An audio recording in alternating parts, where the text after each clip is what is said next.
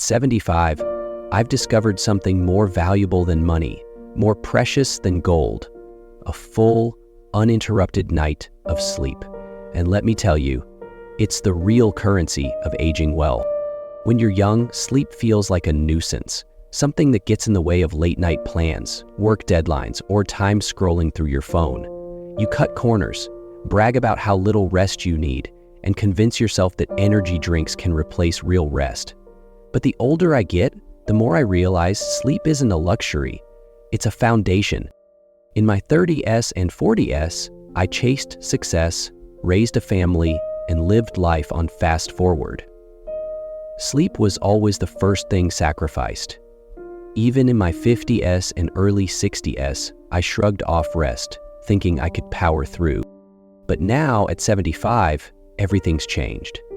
I don't want to burn the candle at both ends. I want stillness. I want peace. And nothing brings me both like a full night of deep, uninterrupted sleep. It's not just about closing your eyes. It's about healing, recovering, and waking up feeling whole. Let me tell you why sleep, more than ever, has become the most treasured part of my day. It's one of aging's quiet little tricks. Just as you finally reach an age where you have fewer responsibilities, no more early morning commutes, no toddlers waking you up at 3 a.m., your ability to sleep disappears. I never thought something so natural could become so difficult. But the science backs it up. Once we pass 70, our sleep cycles shorten. We spend less time in that restorative deep sleep, and our nights are filled with light, fragmented dozing. In my younger days, I slept like a log. I could drift off in minutes and stay asleep until the sun was well up. These days, if a mouse sneezes 2 houses down, I'm wide awake. And it's not just the external noise. Our aging brains become more sensitive to disturbance. Our internal clocks shift, making us tired earlier and waking us up before dawn. And of course, there's the bladder. Nighttime bathroom trips become routine, sometimes twice, sometimes 3 times before morning comes. But it's not only the number of awakenings that changes. It's how we feel the next day. A restless night now has a ripple effect. A poor night's sleep in your 30s, you push through it with a little coffee. A poor night's sleep in your 70s, it changes your whole day, and sometimes the one after that. I remember one particular week where I couldn't sleep more than 4 hours a night, tossing, turning, and waking up every hour on the hour. I thought I was holding it together until my grandkids visited. One of them spilled a glass of milk. Nothing major, just a little accident, and I snapped, raised my voice, made them cry. And that's when it hit me. It wasn't the milk. It wasn't the mess. It was the exhaustion. I was running on empty. Sleep isn't just about rest anymore. It's about resilience. When I don't get it, my memory falters. I forget names I've known for decades. I become irritable, withdrawn, and worst of all, I feel unsteady. Literally. There's research showing that poor sleep in older adults increases the risk of falls. We become slower to react, less coordinated. One bad night might just lead to a bad fall. And all of this, our memory, our mood, our safety, can start with the quality of our sleep.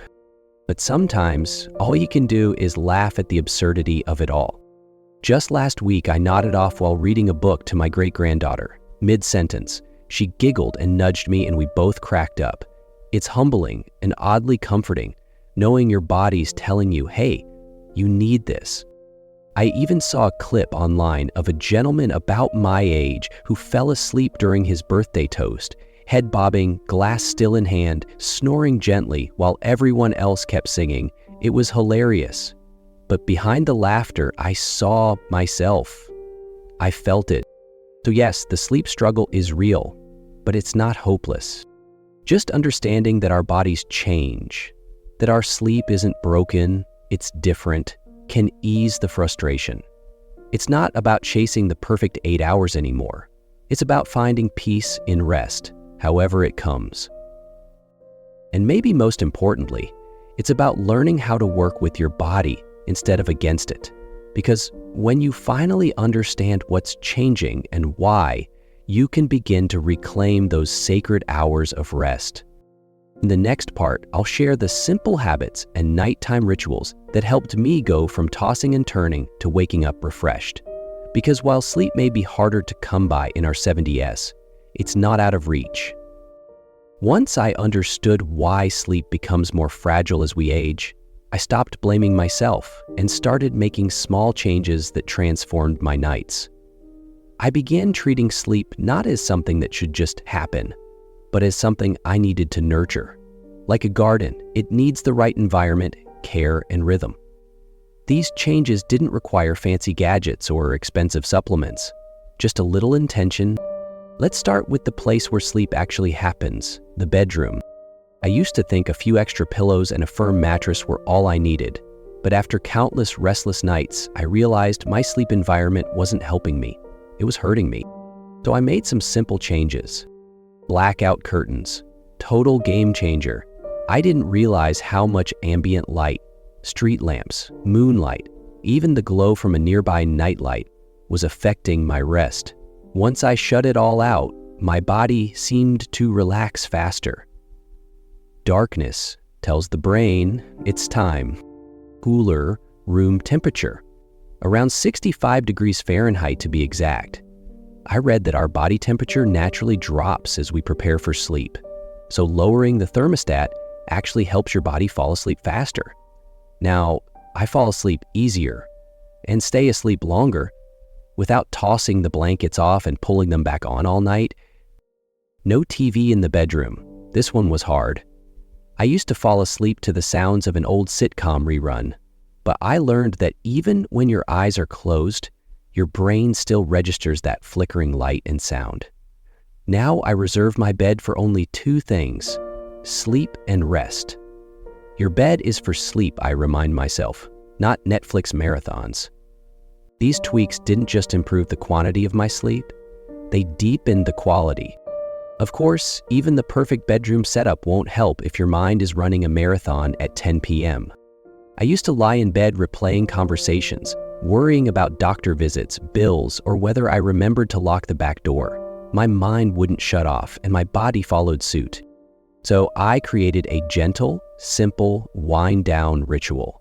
It signals to my brain, we're done for the day. Tea. Not just any tea. My blend is chamomile and ginger. Chamomile helps me unwind, and ginger soothes my stomach and joints. It's warm, comforting, and part of what I now call my sleep wealth routine. Light stretching, just 5 to 10 minutes. Neck rolls, shoulder shrugs, touching my toes. It's not about breaking a sweat. It's about releasing tension that my body unknowingly held onto all day. Writing things down. This was a surprising habit that worked wonders. I keep a small notepad by my bed. Before I lie down, I jot down anything that's bothering me. Call the doctor tomorrow. Ask Lisa about the party. Worried about rising grocery prices? I literally put the thought on paper so I don't carry it to bed. And then I close the notebook and tell myself, you've set it aside for now. Sometimes, when the thoughts still drift in, I picture them as clouds in the sky, slowly moving past me. I watch them, but I don't chase them. I don't hold on. I pretend my thoughts are clouds, watch them drift by, but don't grab them. That simple image calms me more than I expected. What I've learned over the years is that a good night's sleep doesn't start at night, it starts in the morning. Morning sunlight. I open the blinds first thing and try to get outside for at least 15 minutes. Morning light resets my internal clock, telling my brain this is daytime. It keeps my circadian rhythm steady, so when the sun sets, my body knows it's time to slow down. Short naps. I used to nap for an hour or more after lunch and then wonder why I was wide awake at midnight. Now I cap naps at 20 minutes. Just enough to refresh, not enough to throw off the night. Less caffeine. I love my morning cup of coffee, but I've learned to make it just that, morning. No more sipping tea or soda with caffeine after noon. It sneaks up on you. Even if you think it's not affecting your sleep, your brain knows better. These habits didn't change everything overnight, but over time, they've added up to something extraordinary. Peace. I fall asleep without anxiety. I wake up without grogginess. And even when I wake once or twice in the night, as I still do, I drift back easily without stress. There's no one-size-fits-all, especially at our age. But these are the tools I now carry into each evening, and they've helped me reclaim sleep not as a struggle, but as a gift. Because in the end, sleep isn't just about the night, it's about how we live each day. And as I reflect on my life, I realize that rest, like wisdom, is something we come to treasure more deeply with age.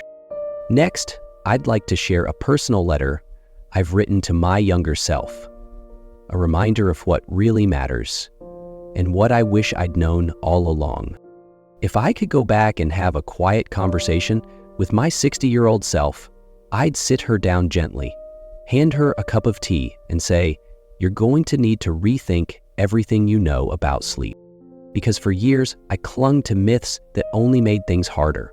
I believed that poor sleep was just part of aging, and that the only way to fix it was with a pill.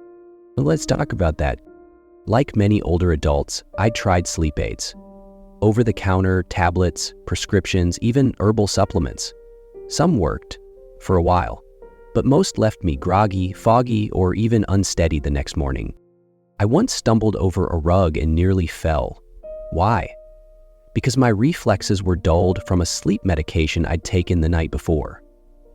I didn't make the connection at first, but once I did, I realized something important. Sleeping pills aren't a long-term fix. They can increase fall risk, impair memory, and disrupt the natural sleep cycle over time. They might help for the occasional sleepless night, but relying on them?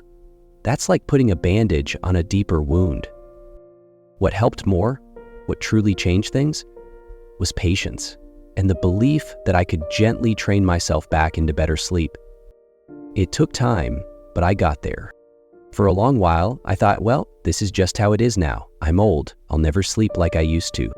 But I learned that while aging changes our sleep patterns, it doesn't erase our ability to rest well. We just have to help our bodies remember what rest feels like. Small, consistent habits made a big difference. Going to bed at the same time each night, turning off screens an hour before, learning to relax my body on purpose, not just hoping sleep would magically appear. Sleep is a skill, one we can relearn. Alongside the habits and routines I've already shared, a few tools truly made a night and day difference for me. I'll admit, I was skeptical at first. A heavy blanket in my 70s? But once I tried one, I understood the magic. Weighted blankets apply gentle, even pressure across your body, almost like a hug. That pressure calms the nervous system and can help reduce anxiety.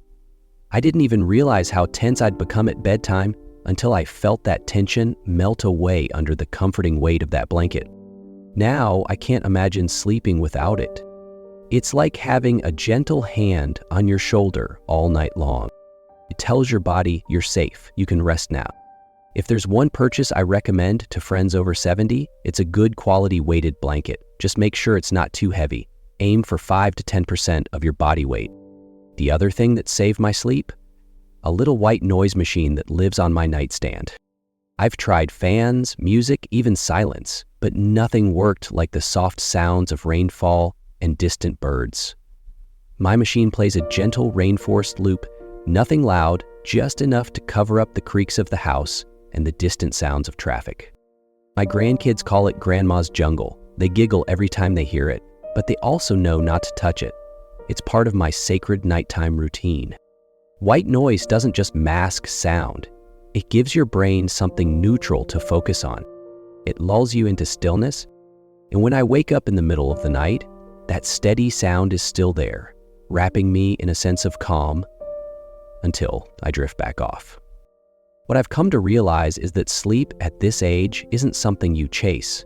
It's something you return to. You guide your body gently, like walking an old path in the forest, familiar but different now, quieter, more intentional. The myths I once believed, that aging meant surrendering sleep or that pills were the only way, are just that, myths. And the tools I've discovered, they're not miracles, they're reminders. They remind me that I deserve rest, that I can still find peace in the night. Better sleep after 70 is possible, not perfect, not every night, but real and reachable.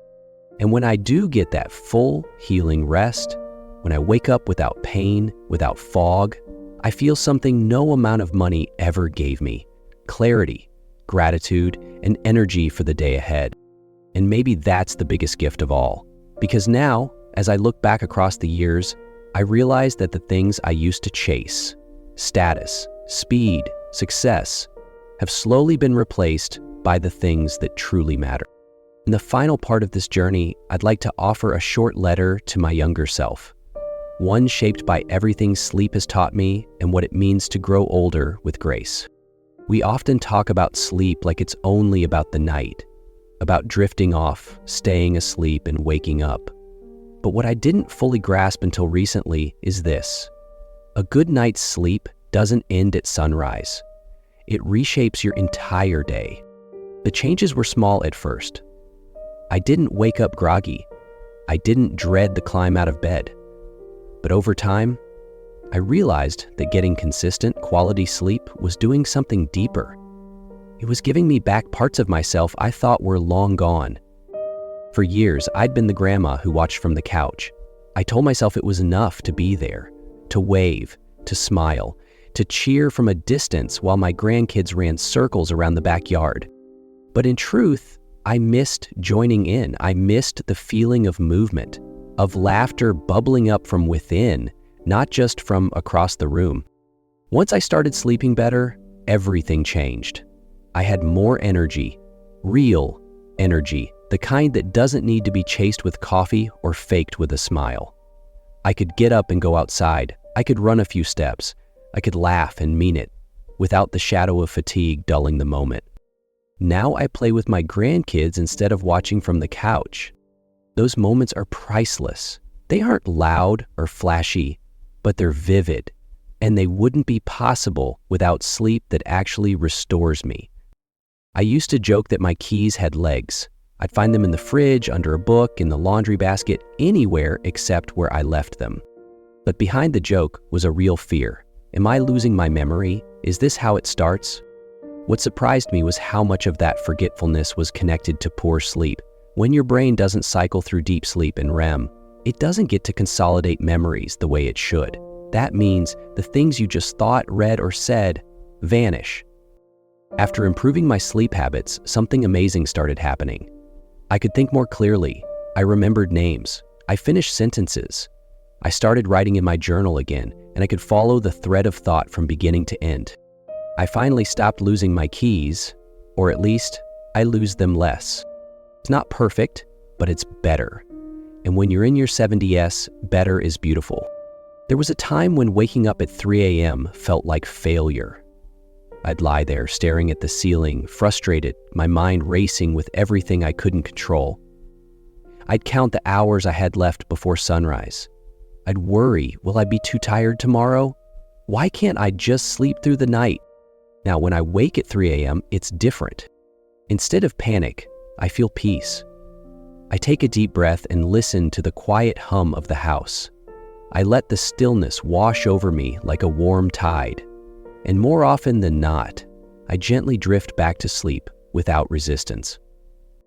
Now, when I wake up at 3 a.m., I don't stress. I savor the quiet, then drift back off.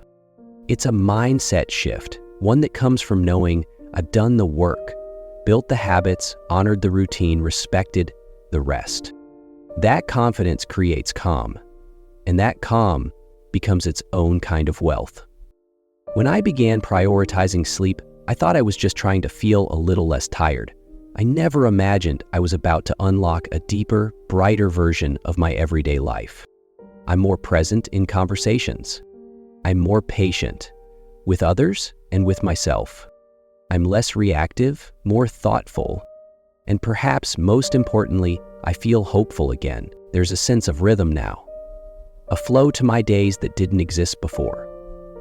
I wake up with purpose. I look forward to the morning light. I move through the day with steadier footing in both body and spirit. This isn't just about aging gracefully. It's about living fully, even in the years we once feared might slow us down. And perhaps what I've learned most is this: sleep isn't a retreat from life, it's what fuels it. It's what allows us to stay connected, keep our minds sharp, our bodies active, and our hearts open. In the final part of this journey, I want to leave you with something deeply personal, a letter to my younger self, a reflection on what I've learned, what I wish I'd understood sooner, and why rest has become the most profound teacher of all. Dear younger me, you used to think sleep was a waste of time. You pushed through the exhaustion, drank the coffee, chased the deadlines, you stayed up late, worrying, replaying conversations, carrying the weight of the world into the early hours of morning. I don't blame you. You were doing the best you could. But I wish you'd known then what I know now. I wish you'd known that sleep is not weakness. It's not something to fight or minimize. It's not a luxury for people with fewer responsibilities. Sleep is the quiet space where your body heals, where your mind resets, where your heart finally lets go of what it's been holding all day. I wish you'd seen rest as an act of strength, a way of caring for yourself so you could better care for others. If I could sit beside you now, I wouldn't lecture. I'd simply dim the lights, pour you a warm cup of tea, and remind you that the world can wait until morning, that you are allowed to rest. And one day you'll discover, like I did, that a peaceful, uninterrupted night of sleep is more precious than gold. So rest, younger me, gently, fully, and without guilt. You deserve it. Love, your 75-year-old self. Thank you for spending this time with me. If you're in your 60s, 70s, or beyond and struggling with sleep, I hope you feel a little less alone and a little more hopeful. Better sleep isn't about perfection. It's about small, compassionate changes that create peace one night at a time. Whether it's blackout curtains, a mug of tea, or learning to let your thoughts drift like clouds, the journey is yours to take, at your pace. If this story resonated with you, please consider subscribing to Elderly Truths. Here we share real stories, heartfelt reflections, and gentle wisdom for aging with grace, presence, and peace. Until next time, sleep well. You've earned it.